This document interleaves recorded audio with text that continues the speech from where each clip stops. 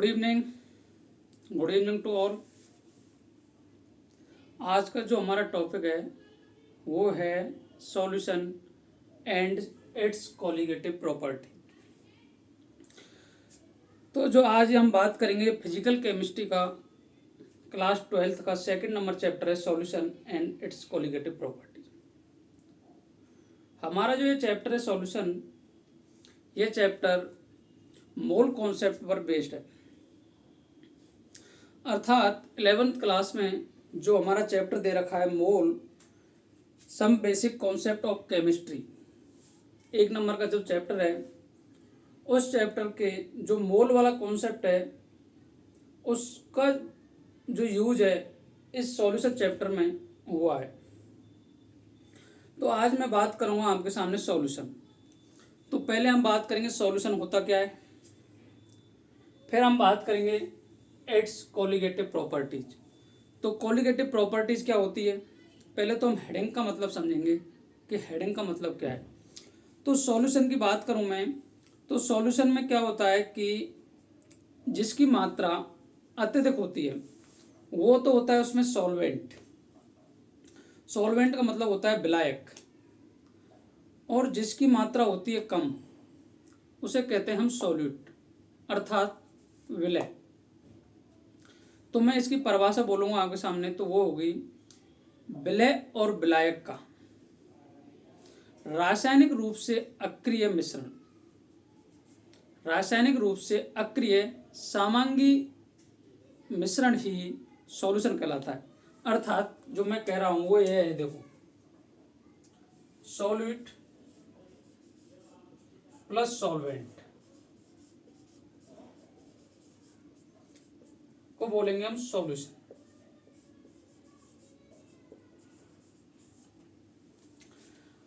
अब जो सॉल्यूट है, सॉल्यूट और सॉल्वेंट, अब इसके बाद इसमें 2 टर्म याद आती है, देखो केमिकली इनएक्टिव, केमिकली इनएक्टिव, और जो सेकंड टर्म इसमें यूज होती है वो होती है होमोजीनियस मिक्सचर।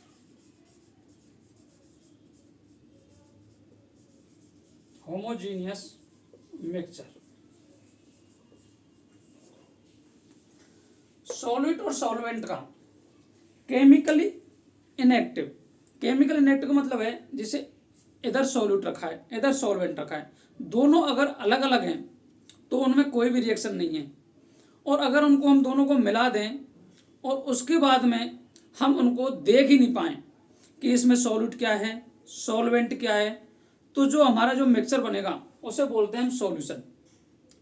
अब सॉल्यूशन किसे, सॉल्यूशन को हम जैसे जनरली रूप से समझें तो सॉल्यूशन का मतलब होता है जैसे गर्मियाँ आ रही हैं तो गर्मियों में हम यूज करते हैं नींबू पानी का। तो नींबू पानी में समझें कि इसके जो नींबू पानी है ये कैसे बनाते हैं हम, देखो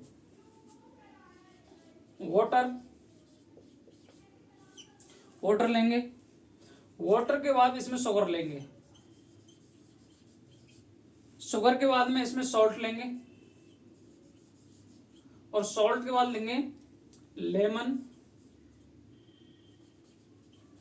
लेमन बोलते हैं नींबू, नींबू का रस।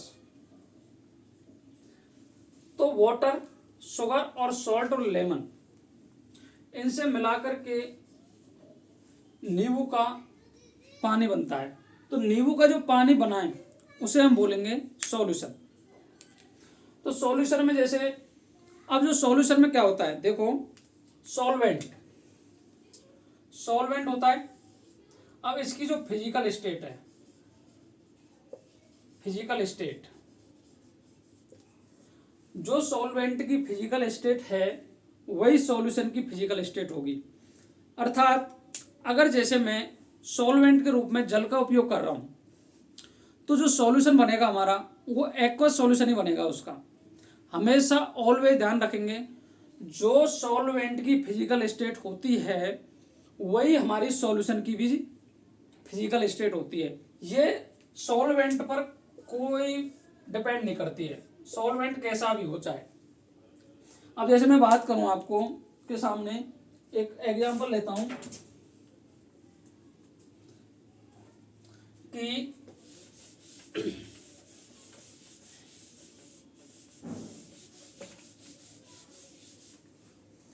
बात करूं, जैसे देखो 60 ग्राम शुगर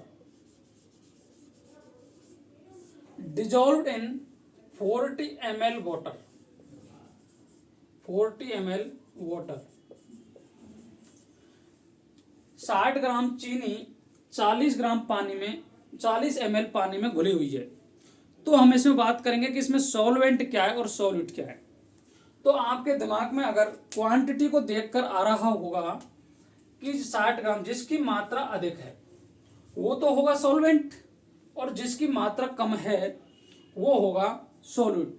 तो हम ये बिल्कुल गलत सोच रहे हैं, क्योंकि देखो आप कभी भी मिलाना, तो ये देखो वाटर, तो इसमें सॉल्वेंट तो होगा, सॉल्वेंट होगा, ये वाटर तो होगा सॉल्वेंट, और जो शुगर है ये होगी सॉल्यूट, ये सॉल्यूट होगी, क्योंकि जो चीनी की फिजिकल स्टेट है ये सॉलिड है भैया,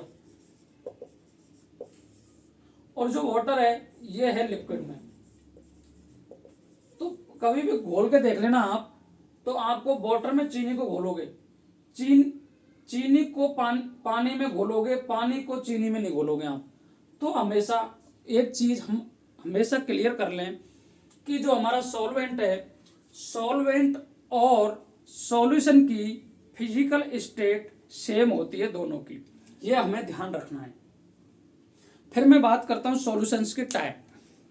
अब सॉल्यूशंस के टाइप सॉल्यूट के नेचर को देखते हुए दो प्रकार के होते हैं, मेनली दो प्रकार के होते हैं। एक तो होता है डाइल्यूट सॉल्यूशन और एक होता है कंसंट्रेट सॉल्यूशन, अर्थात सांद्र सॉल्यूशन। तो मैं बात करता हूँ एक एक करके। पहले बात करूंगा मैं डाइल्यूट सॉल्यूशन की। तो डाइल्यूट सॉल्यूशन क्या होता है ये समझो आप।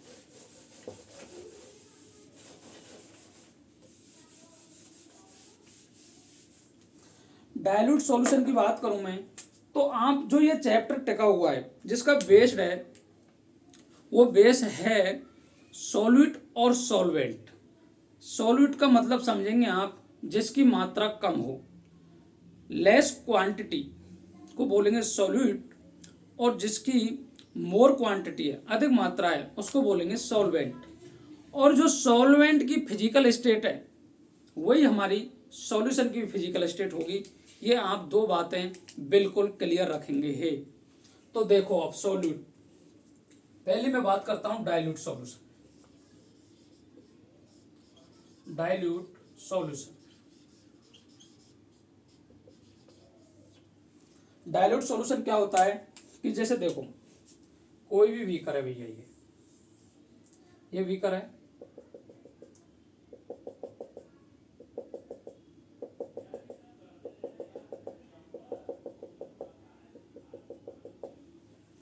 ये बीकर है और ये कोई भी सॉल्यूशन है।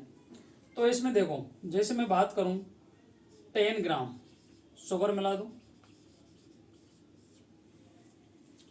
10 ग्राम शुगर है और सॉल्यूशन हमेशा 100 ग्राम्स का बनता है, ये हम ध्यान रखेंगे। 100 ग्राम्स मान के चलेंगे, ये बात हम 100 ग्राम्स में हो रहा है सारा काम। तो इसमें देखो 90 ग्राम 90 ग्राम वाटर है। तो जो 90 ग्राम वाटर है उसकी तुलना में जो 10 ग्राम शुगर है ये बिल्कुल नेग्लिजिबल है, अर्थात नगण्य है। तो इसमें क्या हमें पानी पानी दिखेगा। अर्थात आप कभी भी देखना कि आप जैसे कोई भी एक गिलास पानी लेना, ठीक है, एक गिलास पानी में आप थोड़े सा चीनी डालना, थोड़ी सी, तो आप उसमें देखेंगे कि आपको चीनी बिल्कुल दिखाई नहीं देगी। तो हम उसका जो उदाहरण है वो है डाइल्यूट सॉल्यूशन का उदाहरण है वो। फिर मैं बात करता हूं सेकंड कंसंट्रेट सॉल्यूशन की। कंसंट्रेट सॉल्यूशन में ऐसा कर दूं मैं 90 ग्राम तो ले लूं शुगर,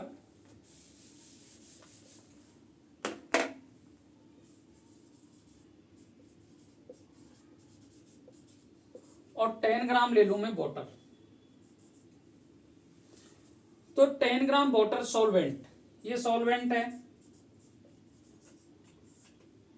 और ये है सॉल्यूट, तो इसे बोलते हैं हम कंसंट्रेट सॉल्यूशन, सांद्र सॉल्यूशन। तो इसमें जो मेन फंडामेंटल है इसका, वो सॉल्यूट और सॉल्वेंट की दोनों की क्वांटिटी पर निर्भर कर रहा है। अगर सॉल्वेंट ज़्यादा है और सॉल्यूट कम है तो वो कहलाएगा तनु विलयन, डाइल्यूट सॉल्यूशन। और यदि सॉल्यूट ज़्यादा है और सॉल्वेंट है कम तो वो कहलाएगा कंसंट्रेट सॉल्यूशन। अब मैं जो इसमें टर्म काम में लूँगा उनको आपको एक बार बता देता हूँ। तो देखो,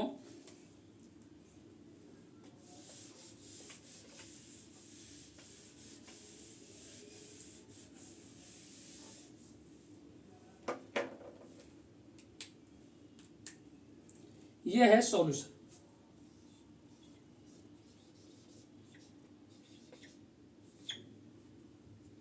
इधर ये है सॉल्यूट और ये है सॉल्वेंट, ठीक है। अब सॉल्यूट में हम बात करते हैं, जैसे मैं करूंगा बात मोल्स की। तो मोल्स को, सॉल्यूट के जो मोल्स हैं उनको मैं रिप्रेजेंट करूंगा स्मॉल एन से और सॉल्वेंट के करूंगा कैपिटल एन से। फिर सेकंड है इसमें मास। मास का मतलब होता है द्रव्यमान, मोल्स को बोलते हैं मोल ही। मास को करूंगा स्मॉल एम से और इसको करूंगा मैं कैपिटल एम से। जिसकी मात्रा ज़्यादा है उसको मैं कैपिटल से डिनोट करूंगा और जिसकी मात्रा कम है उसको मैं स्मॉल लेटर से डिनोट करूंगा। उसके बाद है मोलर मास।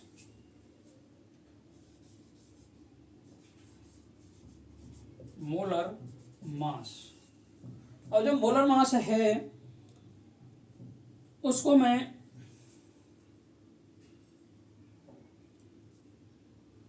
जो ये मास है, मास को मैं कर देता हूं डब्लू से,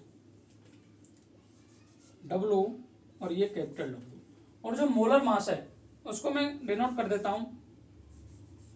ये चीजें मैं क्या मान रहा हूं, आप कुछ भी मान सकते हो इनकी जगह, कोई परेशानी नहीं आएगी आपको, कभी भी कोई परेशानी नहीं आएगी। और फिर है mole fraction. Mole fraction, mole fraction को मैं इसको डिनोट कर देता हूं एक्स ए से और इसको कर देता हूं एक्स बी से। ऐसे ही मैं इसको डब्ल्यू ए से और डब्ल्यू बी से डिनोट कर देता हूं।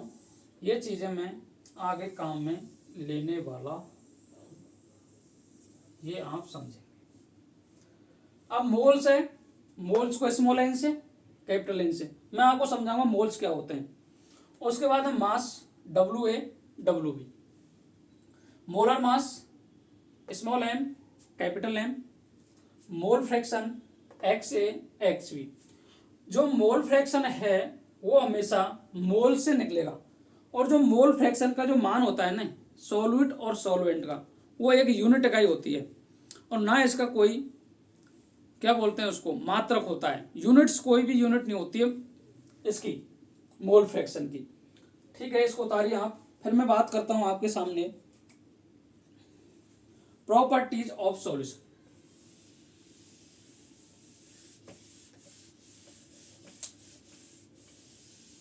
किसकी बात करते हैं, प्रॉपर्टीज ऑफ सॉल्यूशन। सॉल्यूशन क्या क्या होता है तो समझो।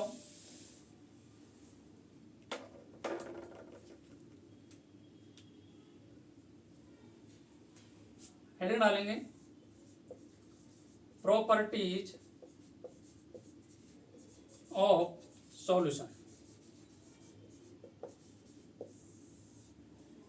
इसकी बात करें तो जो सॉल्यूशन है उसकी एक ही अवस्था होती है, अर्थात इसकी जो स्टेट है वो एक ही होगा, एक अवस्थीय तंत्र होता है ये।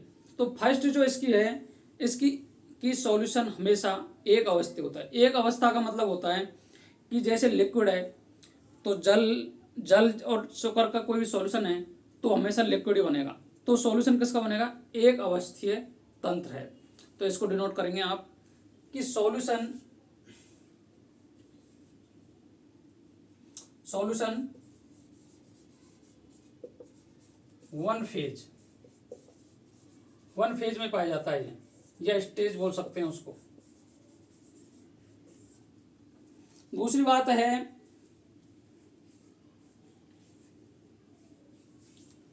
कोई भी सॉल्यूशन की अगर जैसे सॉल्यूशन बनाए तो सॉल्यूशन हमारा बनेगा सॉल्यूट और सॉल्वेंट से।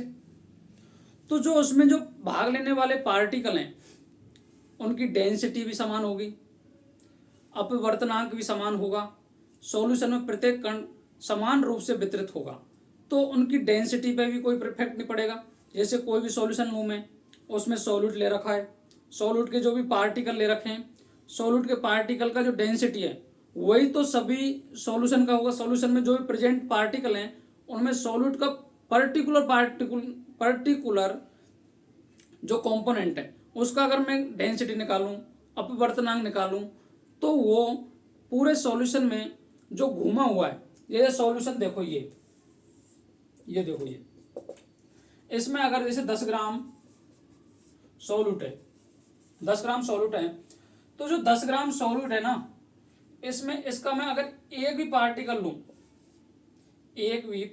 लूं तो उसके जो गुण है, जो प्रॉपर्टीज है, वही उस 10 ग्राम की प्रॉपर्टीज के बराबर होगी। ये कहने का मतलब है मेरा इस दूसरे पॉइंट से। उसके बाद में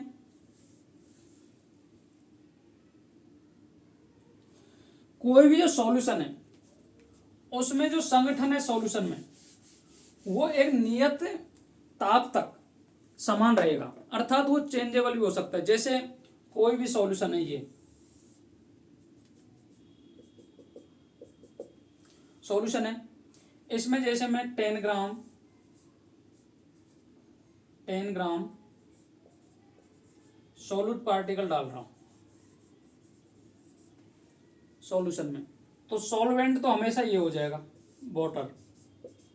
मैं हमेशा वाटर की बात क्यों कर रहा हूं, आप समझें कि water is a universal solvent, अर्थात पानी एक सार्वभौमिक सॉल्वेंट विलायक है। अर्थात जब कभी भी हमें कुछ भी नहीं दे रखा हो तो हमेशा हम सॉल्वेंट के रूप में वाटर का यूज करेंगे।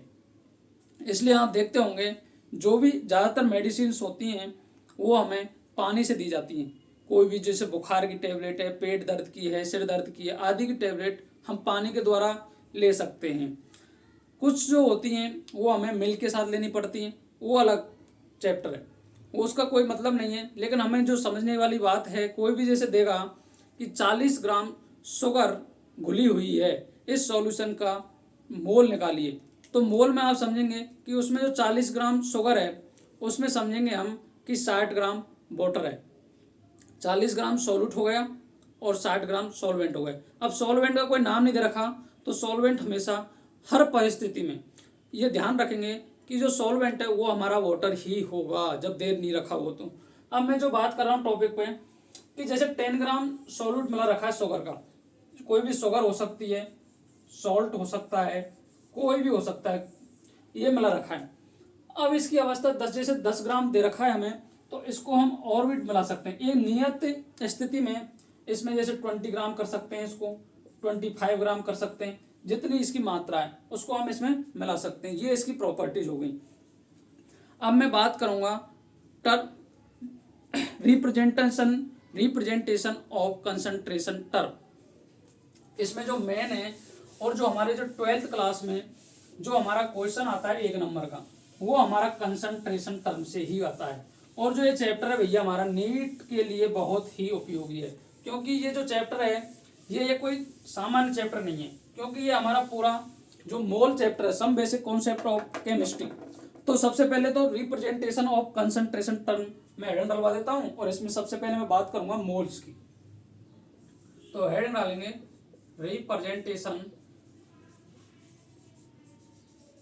Representation of COCl concentration term.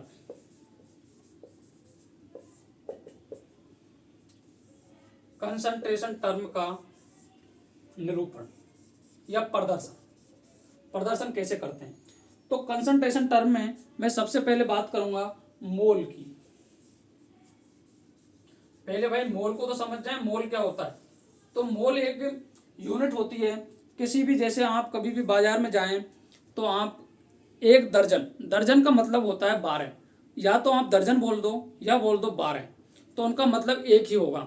ऐसे हम मोल्स की बात करें तो हमारे जो केमिस्ट्री है इसमें कोई भी एटम है उसके मोल्स का मतलब हो जाता है कि इसका कितना भार है, कितना अणुभार है, वो हम मोल से निकाल लेते हैं। तो केमिस्ट्री की टर्म में किसी भी पदार्थ को हम जैसे देखें, कोई मॉलिक्यूल है तो हम उसको रिप्रेजेंट करते हैं मोल से। तो मोल्स यूनिट है, अर्थात इसकी परिभाषा है कि जो कार्बन 12 है उसमें उपस्थित परमाणुओं की संख्या ही हमारी कहलाती है मोल्स। कार्बन 12 में प्रेजेंट परमाणु की संख्या उसको बोलते हैं। अब कार्बन है ना, इस कार्बन का यूज क्यों करते हैं हम इसमें, क्योंकि इसकी जो अर्धायु काल है, हाफ लाइफ पीरियड है ना, वो है 5860 वर्ष। अब 5860 वर्ष इसकी हाफ लाइफ पीरियड है, तो उसका यूज ही हम एक तत्व के रूप में करते हैं। जैसे ऑर्गेनिक केमिस्ट्री है वो हमारी पूरी कार्बन पर डिपेंड है, और कार्बन के लिए हम जैसे अर्धायु काल कार्बन का ही देख रहे हैं। तो कार्बन का जो मेन कारण है वो है 5860 वर्ष अर्धायु काल। 5860 तो इसका अर्धायु काल है। हमारी तो कितनी पीढ़ियां निकल जाएंगी जाने इसमें, जब तक तो इसकी अर्धायु काल आएगा, आधा समय। अर्धायु काल का मतलब होता है कि जिसकी आधी मात्रा को खत्म होने में लगा हुआ समय अर्धायु काल कहलाता है। तो मोल देखेंगे, मोल के बाद मैं देखूंगा परसेंट, वेट बाई वेट। इसको मैं एक तरीके से लिख देता हूं आपके सामने। कंसंट्रेशन टर्म को मैं दो प्रकार से आपको सामने रिप्रेजेंट करूंगा। ये कंसंट्रेशन टर्म है, इसमें ए पार्ट डालो आप और दूसरा डालो, इसको डाल दो टेम्परेचर डिपेंडेंट, डिपेंडेंट,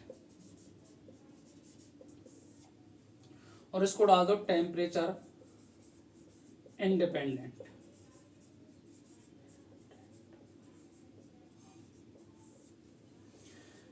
ये जो टर्म है इसका मतलब है टेम्परेचर इंडिपेंडेंट और टेम्परेचर डिपेंडेंट। अब टेम्परेचर डिपेंडेंट का मतलब क्या होता है कि जो ऐसी टर्म है कुछ जिनका टेम्परेचर पर इफेक्ट पड़ेगा। तो टेम्परेचर का इफेक्ट किससे पड़ेगा कि जिसमें लिक्विड का यूज होगा वो हमेशा टेम्परेचर से इफेक्ट होगा उन पर। जैसे टेम्परेचर बढ़ा देंगे तो क्या हो जाएगा, टेम्परेचर कम कर देंगे तो क्या हो जाएगा, रूम टेम्परेचर पर क्या होगा, वायुमंडलीय अगर प्रेशर बढ़ा दें तो क्या होगा। ऐसे जो हम इफेक्ट देखेंगे उनको तो बोलते हैं टेम्परेचर डिपेंडेंट, और एक बोलते हैं टेम्परेचर इंडिपेंडेंट। अब टेम्परेचर डिपेंडेंट में आएंगे, देखो percent volume by volume, by volume, इसको बोलते हैं percent v by v. A B है परसेंट वेट बाई वॉल्यूम, तो इसको बोलते हैं percent weight by volume. C है मोलरिटी, मोलरिटी, इसको डिनोट करते हैं कैपिटल एम से। इधर आगे बात करूं मैं, सी के बाद डी, यहाँ लिख देता हूं, देखो डी वाली, डी में आती है नॉर्मेलिटी, नॉर्मेलिटी, नॉर्मेलिटी को डिनोट करते हैं कैपिटल एन से। इसके बाद फॉर्मेलिटी भी इसमें आ जाएगी, फॉर्मेलिटी, इसको डिनोट करते हैं कैपिटल एफ से। और इसके बाद में है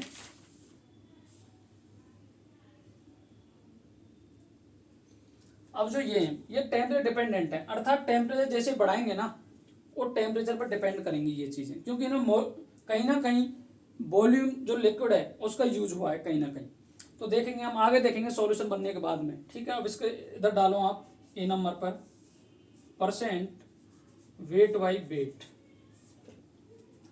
बी डाल लो पीपीएम, पीपीएम है भैया पार्ट्स पर मिलियन, अर्थात 10 की घात 6। सी है पीपीबी, ppb, पार्ट्स पर बिलियन, 10 की घात 9 पार्ट्स पर billion, percent weight by wait. ये टेम्परेचर इंडिपेंडेंट है, ये टेम्परेचर डिपेंडेंट है। अब आगे मैं एक एक टर्म की बात करूंगा आपके सामने। तो सबसे पहले जो हमारे लिए मोल काम में आएंगे, तो मोल के मैं क्या आपको 3 फॉर्मूले लिख देता हूं, उनका ही यूज होगा हमारे, और कहीं ना कहीं किसी का भी यूज नहीं होगा। तो देखो, मोल्स, जो मोल्स वाला जो चैप्टर है उसको हम करेंगे बाद में। बाकी जो हमारे काम की चीज़ है मैं उसके लिए उसके फॉर्मूला लिख देता हूँ, उससे ही हमारा काम हो जाएगा। तो देखो, मोल्स का जो फॉर्मूला है, मोल्स को डिनोट करते हैं कैपिटल स्मॉल एन से। इसका एक होता है W/M, ग्राम बटे मोलिकुलर वेट,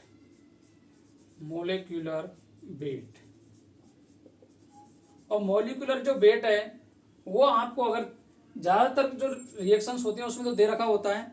बाकी इसका अगर आइडिया लगाएं तो ये अगर इवन नंबर में दे रखा है तो लगभग जो एटॉमिक नंबर है उसका लगभग दोगुना होता है, और अगर ऑड नंबर में दे रखा है तो एटॉमिक नंबर का डबल करके +1 कर दो, तो उससे ज़्यादातर जो 90% केस हैं उनमें तो हमें दिख ही जाएगा।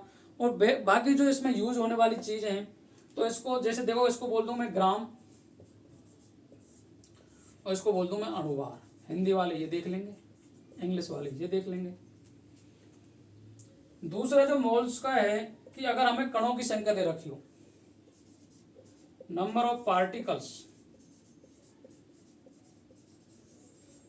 अपॉन 6.203 × 10⁻23 एन, आवागाद्रो नंबर है ये। कणों की संख्या बोलते हैं इसको, कणों की संख्या। तीसरा है अगर हमें दे रखा हो वॉल्यूम, तो हमेशा हम 22.4 लीटर से वो निकाल लेंगे। इसके वॉल्यूम को बोलता हूं मैं आयतन। ये 3 फॉर्मूले हमारे काम के, ये हम देख लेंगे। इस पे ही एक जो क्वेश्चन आया हुआ है वो फर्स्ट ग्रेड स्कूल लेक्चरर 2018 में एक आया है कि क्वेश्चन एग्जैक्ट मेरे को पता नहीं है, लेकिन क्वेश्चन है 8 ग्राम हीलियम में मोल कितने होंगे, मोल। तो हम निकाल लो, 8 हीलियम का 2 होता है, 2 का 4, तो इसमें 2 मोल आ गए। ये क्वेश्चन आया हुआ है RPSC फर्स्ट ग्रेड में। ऐसा ही क्वेश्चन था, 8 ग्राम हीलियम में मोल्स की संख्या ज्ञात करो, ये क्वेश्चन आया हुआ है, तो आप निकाल लेंगे उससे। अब मैं बात करता हूं, आपको सामने रिप्रेजेंटेशन ऑफ कंसंट्रेशन टर्म डाल रखा है मैंने। तो सबसे पहले मैं बात करता हूं percent weight by wait, percent weight by wait डालो आप, परसेंट वेट बाई वेट। तो जो इसका फॉर्मूला है परसेंट वेट बाई वेट का है amount of solute upon amount of solution. अब जो परसेंट दे रखा है ना इसका, तो इसका मतलब होता है 100। अब जो 100 है इसको मैं देखूं तो देखो ये 100 दे रखा है, तो 100 के लिए देखो अमाउंट ऑफ सॉल्यूशन क्या होता है। तो सॉल्यूशन का मतलब मैंने आपको पहले ही बता चुका हूं, सॉल्यूशन का मतलब होता है solute plus solvent, solute plus solvent. तो amount of solute plus amount of solvent is called solution. तो ये मान रखेंगे आप इसमें। तो मैं इसके लिए आपको एग्जांपल देता हूं। देखो एग्जांपल है 40 ग्राम NaOH का मीन क्या है। ऐसा क्वेश्चन एक बार पीएमटी में पूछा गया नीट में कि जो 40 ग्राम NaOH का मतलब क्या है। तो उसमें ऑप्शन थे हमारे 40 gram solute present in 60 gram solvent. बात बिल्कुल सही है भैया, 40 ग्राम सॉल्यूट है और 60 ग्राम सॉल्वेंट है, उसमें घुला हुआ है। या फिर इसका दूसरा हो सकता है 40 gram solute dissolve in 100 gram of solution. ये भी सही है, क्योंकि जो सॉल्यूशन है देखो, अब इसका निकालूं मैं 40 ग्राम NaOH का मतलब निकालूं आपके सामने, तो देखो कैसे निकलेगा। ये मैं मिटा देता हूं यहाँ से, क्वेश्चन आप देख ही रहे हैं, इसको भी मिटा देता हूं। अब देखो 40 ग्राम NaOH की बात कर रहा हूं, तो देखो इसमें परसेंट वेट बाई वेट निकालना है इसका। तो 40 ग्राम तो हो गया सॉल्यूट अपॉन, अब हमें कुछ नहीं दे रखा है, तो देखो 40 ग्राम प्लस 60 ग्राम, यूनिट के साथ डिनोट करोगे आप इसको, इनटू 100। तो देखो 40 अपॉन 60 और 40 100 ग्राम हो गए, ग्राम ग्राम जुड़ जाएंगे, दोनों ग्राम आ गया, इनटू 100। तो ग्राम से तो ग्राम गया भैया, 100 से 100 गया, तो ये कितना आ गया 40%।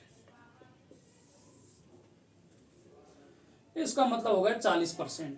तो ऐसे हम परसेंट वेट बाई वेट निकाल सकते हैं। दूसरी मैं बात करूं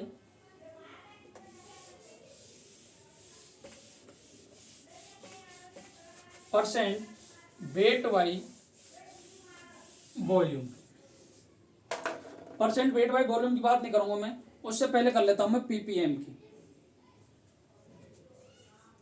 पीपीएम, क्योंकि जो ये टेम्परेचर इंडिपेंडेंट है ना, इसलिए कह रहा हूं मैं, पार्ट पर मिलियन। पार्ट पर मिलियन, पार्ट पर मिलियन का मतलब होता है 10 की घात 6। अब सबसे पहले आपके दिमाग में आ रहा होगा कि पार्ट्स पर मिलियन का यूज हम कहाँ करते हैं। तो देखो 10 की घात 6 का मतलब देखो 1 2 3 4 5 6, इतनी संख्या में सॉल्यूट कितना प्रेजेंट है वो हमारा कहलाता है पार्ट्स पर मिलियन।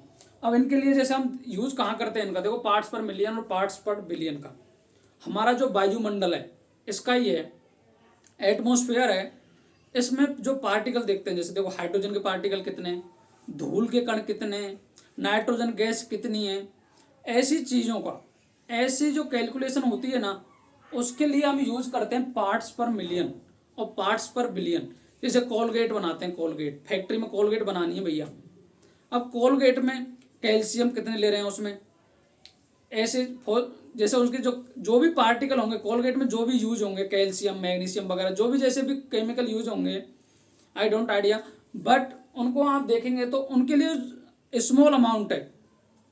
आप तो ऐसे समझो ना कि जब बहुत बड़ा एरिया दे रखा हो और उसमें छोटी सी बात के लिए, छोटी सी कोई भी चीज़ के लिए पूछे, जैसे वायुमंडल में ऑक्सीजन 21% है, तो वायुमंडल में तो 100% है और 21% ऑक्सीजन है, और उसके अलावा भी मैं हीलियम ये वगैरह बात करूं अदर गैस की, 0.3 में आती है, ये 0.1 में आती है, तो इनके लिए हम यूज करते हैं पार्ट्स पर मिलियन का।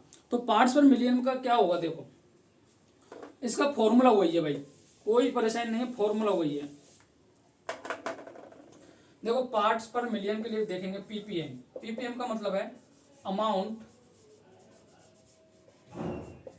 Of solute upon amount of solution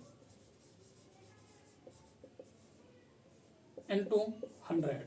100 नहीं करेंगे 10 की घात 6, ये होता है इसका मतलब।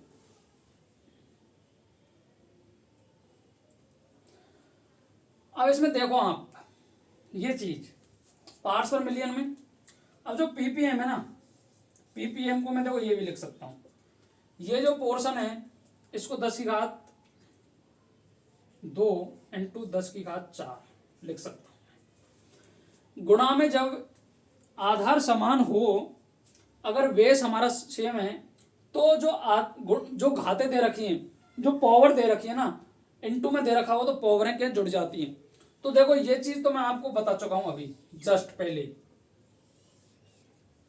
ये चीज मैं आपको बता चुका हूं।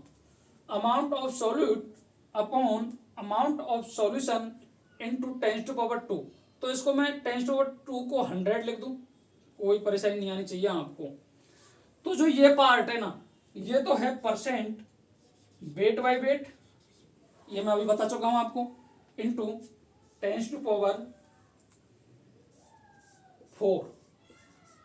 ये पार्ट्स पर मिलियन का मतलब होता है भैया, ये समझेंगे आप।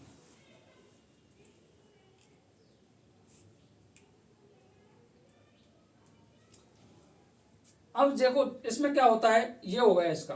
अब आपको कोई भी जैसे क्वेश्चन दे दें कि किसी भी जैसे सॉल्यूशन है, कोई भी रिएक्शन है कि 10% वेट बाय वेट दे दें आपको, और आपसे निकलवा ले पीपीएम, तो कैसे निकालोगे आप?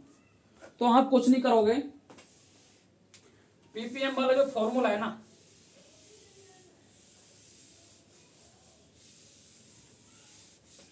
पीपीएम का फॉर्मूला क्या होता है, मैंने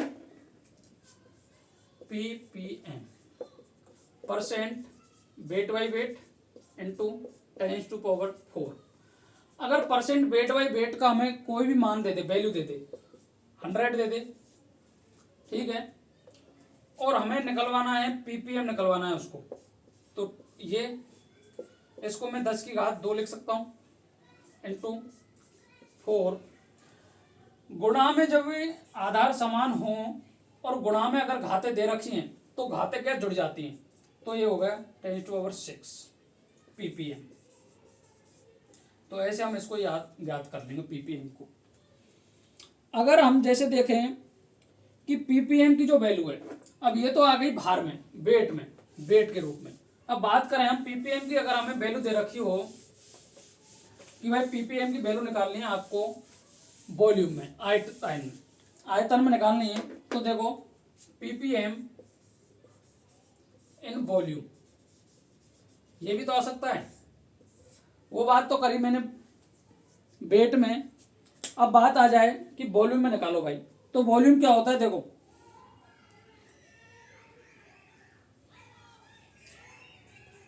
वॉल्यूम ऑफ सॉल्यूट, ये तो निकाल सकते हैं ना हम, और आ जाए volume of solution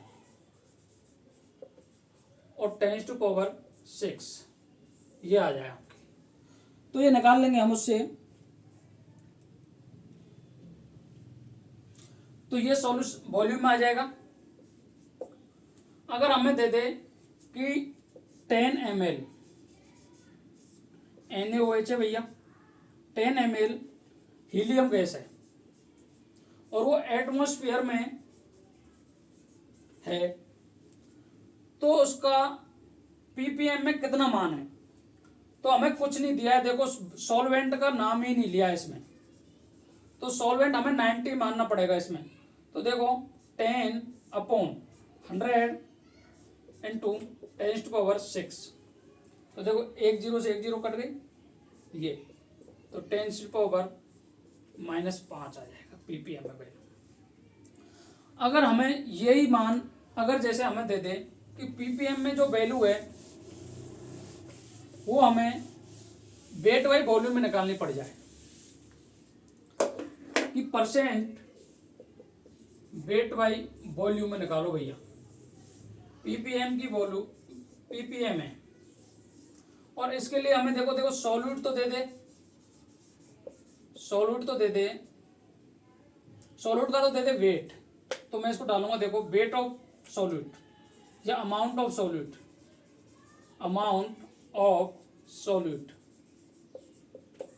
upon volume of solution, volume of solution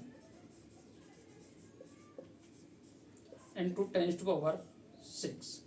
अब इस पे हम क्वेश्चन कर लेते हैं। एक एग्जांपल देखो, ये आपको पता होगा 10 ग्राम, आपको समझ देखो 20 ग्राम ले लेता हूं मैं इस बार, 10 ग्राम से परेशान हो गए आप। 20 ग्राम H2 gas present in 90 ml। ये सॉल्यूशन नहीं आएगा भैया, इसमें सॉल्यूशन आएगा लेकिन सॉल्यूशन में सॉल्यूट देखो समान समान में जुड़ता है। यहां ग्राम में दे रखी है, यहां ml में दे रखी है, तो ये जुड़ेगा नहीं। 90 ml वाटर में दे रखा है ये, ठीक है। अब इसके लिए ppm में वैल्यू निकालनी है, तो देखो 20/90, ये ग्राम में है भैया, ये ml में है, और ये 10⁶, ठीक है। इससे ये कट गया। अब